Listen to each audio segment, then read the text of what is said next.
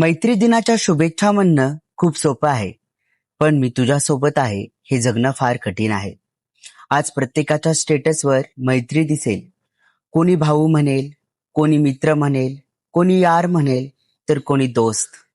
पण उद्या तुमच्यावर संकट आलं तर याच गर्दीतून किती जण तुमच्यासाठी निस्वार्थपणे उभे राहतील.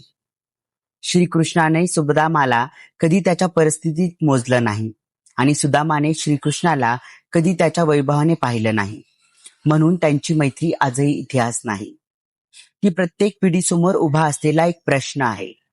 आजकाल नाती जपली जात नाहीत, ती अनेकदा वापरली जातात. काम असेपर्यंत आठवण, स्वार्थ संपला की ओळखही संपते. म्हणून मैत्री दिनी एकच करा. जे फक्त वेळ, पैसा, प्रसिद्धी किंवा गरज पाहून जवळ येतात त्यांना मनापासून दूर ठेवा. आणि जे तुमच्या हसण्यात आनंद शोधतात, तुमच्या शांततेतही तुमचं दुःख ओळखतात, अशा मित्रांना आणि मैत्रिणींना आयुष्यात कधीही गमवू नका.